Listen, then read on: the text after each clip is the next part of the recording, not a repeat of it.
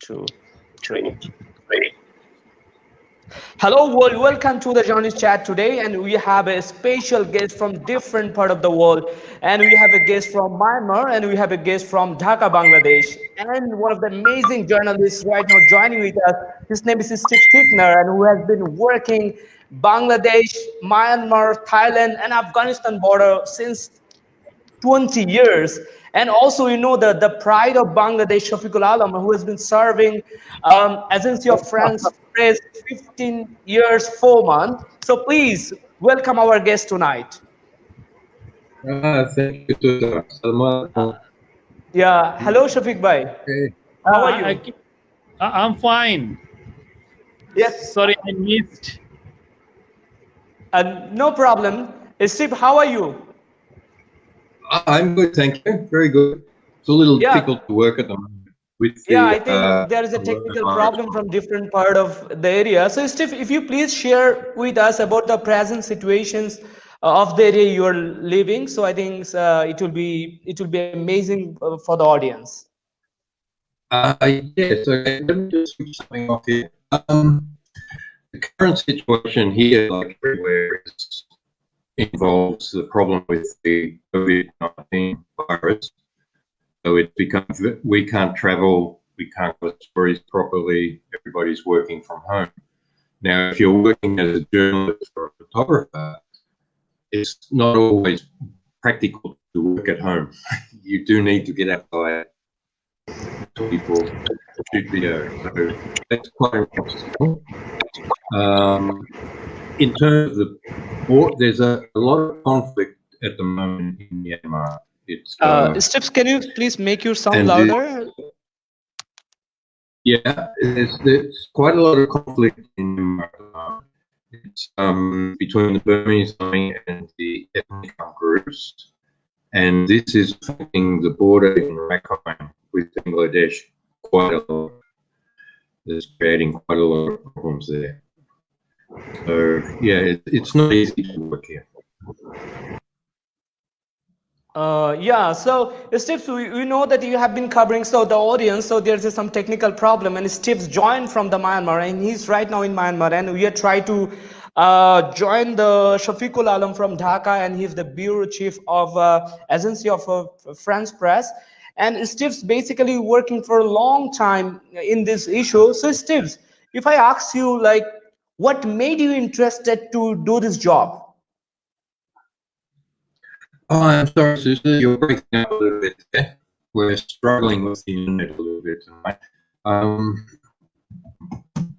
What you're asking? What motivated? What made you interested to do this job? I mean, what's motivations you have to join as a journalist? When I was younger in school, I studied a lot of ancient history, modern history. Then when I left school, I continued that interest because I saw journalism as a way of studying history as it happens. So for me, it was a natural progression. I was very interested in history. Then when I was looking for a working career, I was interested in photography. Then I moved into the journalism very soon after. And it's just interesting. And it's a job where you work quite a lot with people, and I like working with people. So it suits me quite a lot. And for me, working in Southeast Asia is particularly interesting. There's a lot of different cultures. It's a good environment. I enjoy working here. Yeah, I think this is a more interesting part. And if I ask you, what hardest things and what's the surprising things in your job, and which you still can remember? Well, one of the most interesting times for me was when East Timor separated from Indonesia. That was unfortunately quite a violent time. I tend to focus on East Timor, and I follow Thailand politics quite a lot, and Myanmar, obviously, for the last 8 years I've been based here. It's I'm not sure. It's a very interesting profession. You meet a lot of interesting people. Sometimes you see good things, sometimes you see some things not so good. I think Steve's there's a problem with the sound, and I think the audience are not able to listen properly. So if you please just check Yeah. and and try to make it louder. So I think this is very interesting. Like I saw the lot of photos like you have been covering the long times, and you Yes, awarded for for Kachin Civil War. So, what surprising story you have to share with the peoples? uh, sorry, can you say that again, Susan? Surprising experience you have to share with the people because you have been covering the conflict for a long time. Well, I quite admire people who fight for a better life. I mean, especially, there's a lot of poverty in Southeast Asia, and I'd like to see that change. I'd like to see people have more freedom of expression without the risk of going to jail, being arrested, being harassed, being deported. So yeah, these are the subjects, some of the subjects that interest me. Yeah. So Mm. and there is one of the Rohingya also joining here, and so the most of the time, and there's a lot of audience from the different part of the world. So if I ask you like right now the situations and all you know, and you have been working for a long times, and all you know the unrest is going on inside in the Myanmar. So what about the present condition of the northern part of Myanmar? I mean the Rakhine area. That kind of area, yes, it's in the past few months it's become much more difficult to work.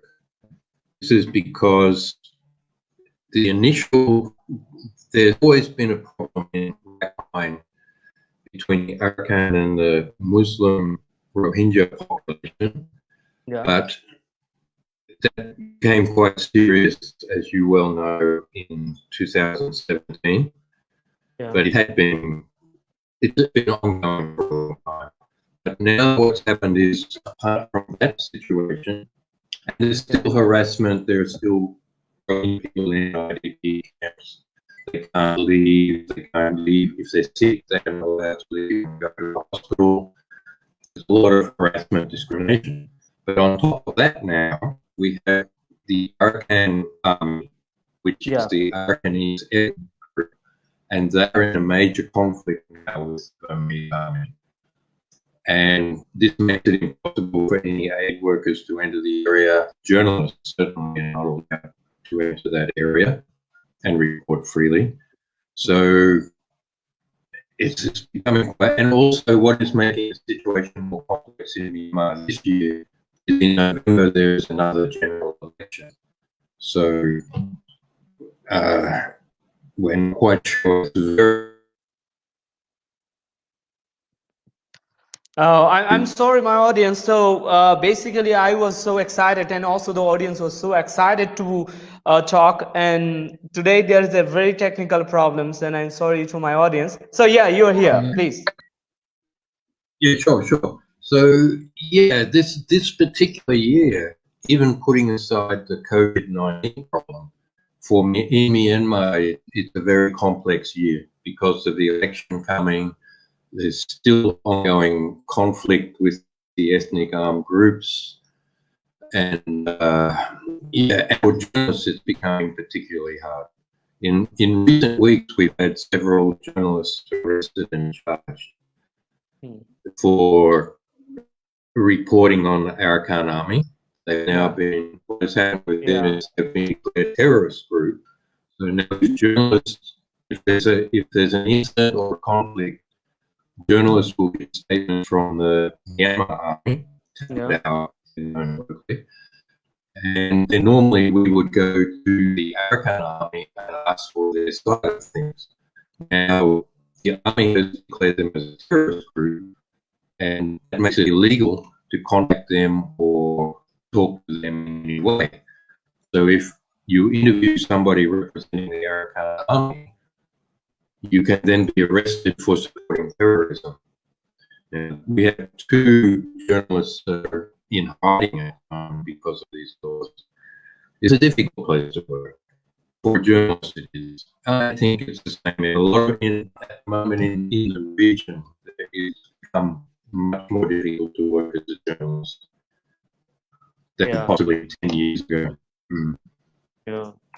I think this is the hardest part, to working inside in Myanmar. So regarding to the audience, I can share with you like the lot of sometimes maybe the audience will not able to listen to you. So I can share like the situation is inside in Myanmar, which is going on, and there is still the conflict and problems going on with the Arkan army and also the Myanmar military. And you was basically describing about that. So if you share with us, recently you saw one of the report. Even I was following one of your posts. Based on the human trafficking and the 60 Rohingya dead body found on the boat, and they just pushed back from the Malaysia and they've pushed back from the Myanmar. I was basically covering the interview with one of the survivors. He was sharing the stories. They try to reach in to Myanmar and try to reach in Malaysian shoreline, but they are not allowed. So, what about your observation exactly? Did you? I saw you also. What about that? Yeah, this is very sad because it's actually no season anyway on the seas. The monsoon is coming, and it gives you an indication of how desperate the Rohingya are to try and find a way to survive. I mean, these are families with children, mothers, fathers, wives. They're just looking for security and a way to live safely. Now, getting on a boat and sailing to Malaysia is a very dangerous proposition. So it gives you an idea of how desperate they are. I mean, this was a complete tragedy. It was extremely bad situation. I was very sorry to hear about that. Yeah. So because you have been, and we know that the journalists inside in the Rakhine, inside in the Myanmar, they're facing a lot of problem. They faced a lot of problem. We know like the 2 Reuters journalists sentenced, and they like the Myanmar army put them into the jail. So did you face any problem to cover? Because the most of the time used to cover and used to go in the field and do the photographs. So did you face any problems? I'm pretty careful with the authorities, especially because in their eyes I'm a foreigner. I have to rely on visas, I have to rely on access. But it's a very fine line we walk here. There's a number of laws and regulations. If you irritate the military or the government, then they will find a law to harass with. It's just the way it works here. They have laws against defamation, laws against insulting the military. You can quite easily get entangled in a legal process. And if you're, the most common problem here is that you can be charged with an offence, but then you are locked up in jail, and the process is very slow. So you can spend months and months sitting in jail before you really get a hearing in court, any progress in the case. Like, for example, the 2 Reuters journalists. They were in prison for more than a year and a half before there was a verdict and an outcome. So these are things you have to keep in mind as you work. That's for sure. It's a balance. Yeah. You try to, yeah. I mean, yeah, this is the same thing is even going on in the different country, but we know still the situation is not okay, and still the people are. I mean, people are talking about the issues, and the most of the Rohingya, those who are inside in Myanmar, and they're still talking about the torture of the Myanmar military, and also the other issues is going on inside. So, in this perception, you have been covering this issue for a long time. So, if I ask you exactly like how you report and how you report reshape the political context in conflict zone. Well, I started my career more as a photographer, and the photography is important because for some people that helps them relate. Some people are more visual. Some people like to read words. So the photography tends to help people. If I'm covering a community that is being affected by violence, then because I photograph them, people look at the story and then they can connect. They can go, oh yeah, that's a grandfather. That's reminds me of my mother, or I have children too. So that aspect is quite important. But also you need to talk to people so they can express, tell their story. Now, in the Rakhine context, the only way I can go to Rakhine is with a government-sponsored tour. Now, this means we have government minders. They arrange meetings with Rohingya people in the IDP camps, some of the villages. But what happens in that situation is, if we ask the people, how is life, is everything okay? They will only say, yes, everything is fine, everything is good. But as soon as you move away from the government minders, they will say the opposite. Then they will say, look, we really are not free to say what's going on. Because when we leave as journalists, they know we'll get harassed from officials. So it's a difficult situation. Yeah. And I mean, yeah, please continue. no, well, in relation to that, it's I mean, it's important for these people to be able to speak freely. That is not happening. So it's I mean, this is one of the main functions of journalism, is you try to shine a light on situations where people are being harmed, people are being hurt, people are being displaced, but people calling that may not necessarily be very happy if you're doing that. I mean, one of the motivations really in the job is actually quite rights-based. I mean, if you have human rights, if each individual has human rights, it's like an umbrella where under that umbrella they can then practice what religion like, they can express themselves how they like, and that's the direction I'm working. That's how I approach my work. I'm not an activist, I'm a journalist, but I'm always drawn towards conflict situations because they generate internally displaced people, they generate refugees, they lead to poverty, and they lead to more conflict. Like the instance for the Rohingya is an example. They've suffered quite a lot over the past decades, and ultimately because of that, some of the young men form an active armed group, and then the situation just becomes worse and worse. It's like a cycle. To oppress people, at some point they will push back, and this happened in Myanmar. We have 135 ethnic groups, and a great many of them have their own wing, and they fight back, and in their mind they're defending their own ethnic people against oppression. So they feel justified in what they're doing, and this is this current situation in Myanmar. Yeah, I mean, And, this is even the both of the part, the tenses is going on because still the situation, even we know the COVID-19, this is COVID-19 pandemic. During the COVID-19 pandemic, people are scared about the coronavirus, but in the meantime, we saw that like the 60 people died and the conflict inside is going on because the neighboring country is Bangladesh. So what about your opinion? How neighboring country can play the role and to solve the problem in a better way, and what neighboring country can contribute? well, it's difficult to see a solution to the problem for the Rohingya. For the most part, they believe that they were born in northern Rakhine. That's been their home for their entire life.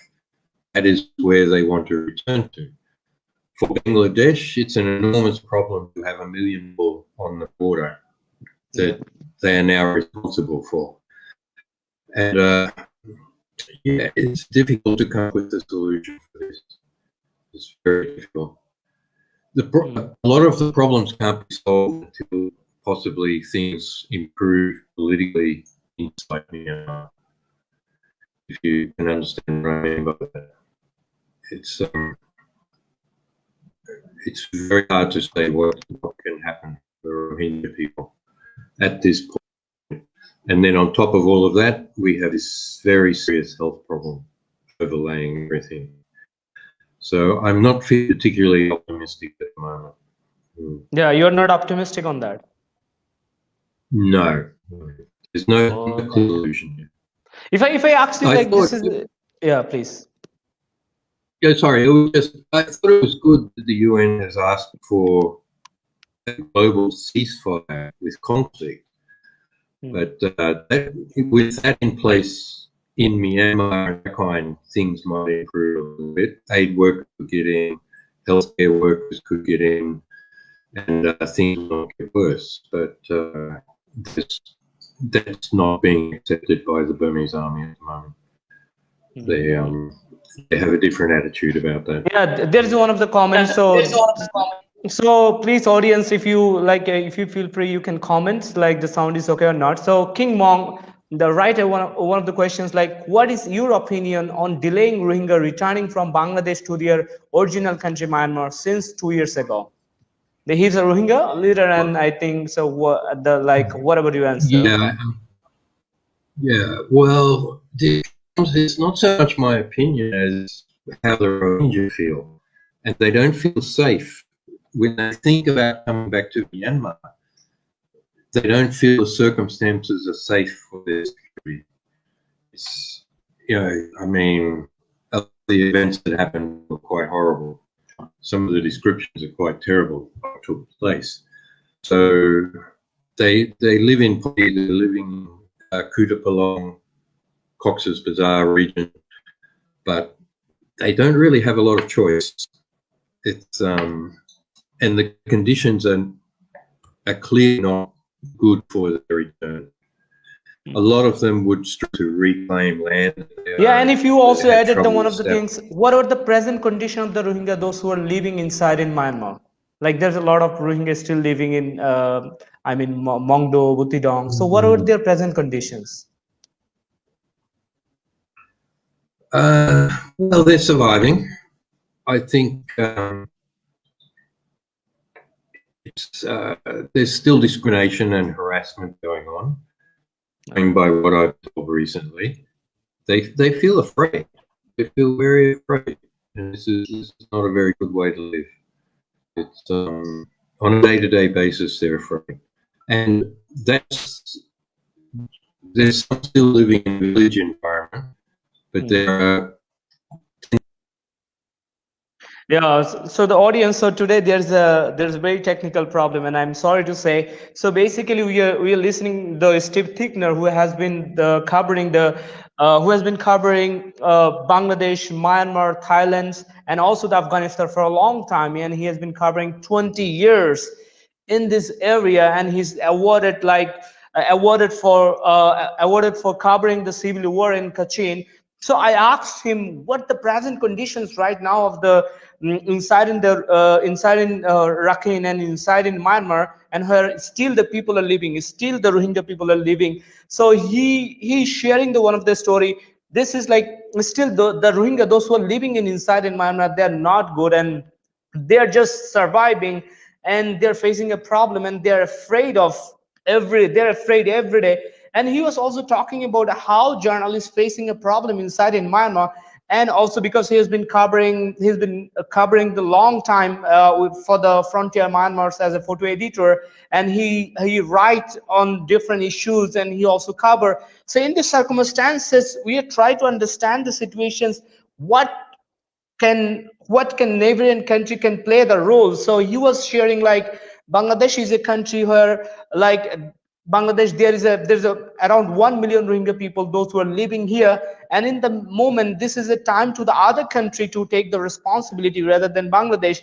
Definitely Bangladesh has a responsibility to do, but the situations of the Myanmar government is still not taking any kind of decision or anything else to do. So, audience, and we are trying to bring another panelist from Agency of France Press, but we are so sorry because of the technical problems. And if I share, the aim is to the aim for the journalist chat is we are trying to communicate and we are trying to cover and we are trying to figure out in the exact fact through the journalist chat, and we are trying to clear the journalist story. So I hope, and I am so sorry again because of there's still the technical problem, and he's living in Yangon, so it is a technical problem to communicate, and all of we know that sometimes there's a technical problems and not able to communicate. So we believe whatever situation you are right now living, you are surviving.